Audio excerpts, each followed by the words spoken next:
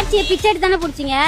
உன தனி பெரும்பான்மையில வரலையே நீங்க. இது அரசியல் அறிவா? 3 வயசு குழந்தைக்கு அரசியல்னா அந்த வார்த்தைக்கு மீனிங் தெரியுமா? பிரச்சாரம்னா என்னன்னு அதுக்கான மீனிங் தெரியுமா அந்த குழந்தைக்கு? நீ இப்போ ஒரு ஸ்கூல்ல நீ எப்படி வீடியோ போடுவ? நீ இந்த மாதிரி ஒரு வீடியோவா? இவ்வளவு கீழ்த்தனமான அரசியல் பண்றதுக்கு உனக்கு யாரா ரைட்ஸ் கொடுத்தது? நான் கேக்குறேன், அந்த போய் சேர்ந்தீங்க இல்லையா, அந்த ஆறு சீட்டுக்காக நீங்க போய் சேர்ந்தீங்க இல்லையா, அந்த 6 கட்சி அந்த சீட்டு எம்எல்ஏங்களை பார்த்து கேக்குறேன், உங்களுக்கு சூடு சொன்னே இல்லையா? ஸ்டேஜ்ல ஏறி சைக்கோ மாதிரி கத்திட்டு இருக்காரு. சைக்கோ கீழே நிக்கிறது லட்சக்கணக்கான சைக்கோனா, மேல நிக்கிறது ஒரு சைக்கோ. மொத்த சைக்கோக்கும் தான் சொல்லி கொடுக்கறது. அரசியல் தெரியாம அரசியலுக்கு வந்துட்டு சும்மா எங்களை நாங்க தான் ஆடினா என்ன பண்றது? அந்த குடும்பத்துக்கு நீ எவ்வளவு பண உதவி பண்ண முடியுமோ பண்ணுங்க, வேணாம் சொல்ல. ஆனா நீ ஒருத்தரோட உழைப்ப நீ மறைமுகமா உடைக்கிறீங்க.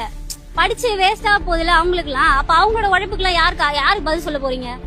படிக்காம போ, சேர்த்துட்டியா கவர்மெண்ட் ஜாப், அவ்வளவுதான். இதுதான் இவங்களுக்கு தெரிஞ்ச அரசியல். உழைச்சி சாப்பிடணும்னா உங்க வீட்டுல இல்லன்னா நீங்க வச்சிருக்கீங்க இல்லையா நிறுவனம், அங்க வேலை கொடுத்துருக்கணும். ஏன் அங்க வேலை கொடுக்க முடியல உன்னால? உங்க தொண்டர்கள் மேல உங்களை பார்க்க செத்தவங்க மேல உங்களுக்கே நம்பிக்கை இல்லையா? அங்க வேலைக்கு வந்தா எதனா பண்ணிடுவானுங்கன்னு பயப்படு. அவரு அந்த இடத்துக்கு போயிட்டு நான் காலையில சாப்பிட்டு வந்தேன் அப்படின்னு சொன்னா கூட கத்துவாங்க அவங்க எல்லாம். ஏன்னா அங்க எதுவுமே இல்ல. சோ அதனால அவங்க எது சொன்னாலும் கத்ததான் செய்வாங்க. அவங்க கிட்ட நீ போயிட்டு பிரச்சாரம் பண்ண என்ன, காலையில சாப்பிட்டேன்னு சொன்ன என்ன, தூங்கி ஏந்து இப்பதான் வந்தேன்னு சொன்னா என்ன? இப்போ நீ எது சொன்னாலும் அவனுக்கு பைத்தியக்காரனுங்க நல்லா கத்துறானுங்க, அது மட்டும் தான் அவங்களுக்கு தெரியும். சைக்கோ, இதுங்களும் ஒரு சைக்கோ. சூப்பரா இருக்கு கட்சியே. இந்த சைக்கோ கட்சிங்களுக்கு கிட்ட தமிழ்நாடு கொடுத்துட்டு தமிழ்நாடு பாதிக்குது. அது எப்படி சரி பண்றதுன்னு தெரியல. ஒரு நல்ல டாக்டரா கூட்டிட்டு வந்து இந்த எல்லாத்துக்குமே சைக்காட்ரிஸ்ட் இருந்தா கரெக்டா இருக்கும் அப்படின்னு தோணுது.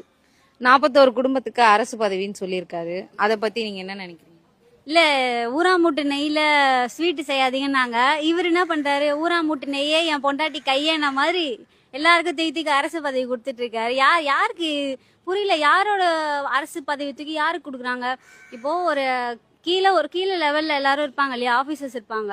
அவங்களுக்கு ப்ரமோஷனுக்கு வெயிட் பண்ணிட்டு இருப்பாங்க. இல்ல சிலர் எக்ஸாம் எழுதணும், வேகன்சி கம்மியா தான் இருக்குன்னு இந்த வாட்டி சொல்லியிருக்காங்க. அதுக்காக இன்னும் நிறைய பேர் படிச்சுட்டு இருக்காங்க. ஒரே ஒரு 50 சீட்டுன்னா கூட அதுக்கு லட்சக்கணக்கில் எழுதுறாங்க எக்ஸாம்ஸ். அவங்களுக்குலாம் அவங்க இத்தனை வருஷமா படிச்சு இவ்வளோ வருஷம் கஷ்டப்பட்டு அவ்வளோ புக்ஸை ப்ரிப்பேர் பண்ணி வச்ச எல்லா எஃபர்ட்டும் ஒரே நாள் கூட்டத்துல செத்தவன் எல்லாத்தையும் ஸ்பாயில் பண்ணிட்டாங்க. இதுக்குதான் உங்களோட ஆட்சியா? இப்படிதான் உங்க ஆட்சி நடக்குமா? எஃபர்ட் போடுறவனுக்கு எந்த விதமான பலனும் கிடையாது. நீ சும்மா கூட்டத்தை நில்லு, செத்துட்டியா, உன் வீட்டுல இருக்க யாருக்காவது அரசு வேலை கிடைக்கும் அப்படின்னா நாளைக்கு வேற இன்னும் பெரிய கூட்டம் நடக்கும். அதுல ஒரு 200 பேர் செத்து போயிட்டாங்கன்னு வச்சுக்கோங்களேன். அப்போ 200 பேருக்கு அரசு பதவியா? இல்ல, அவங்க நல்லா இருக்கும் ஏங்க. இப்போ அவங்க வருஷ கணக்கா அந்த வேலையை பார்க்கணும், கரெக்டா? இப்போ இந்த ஒரு மாசம் சம்பளம் எவ்வளவு வரும் அவங்களுக்கு?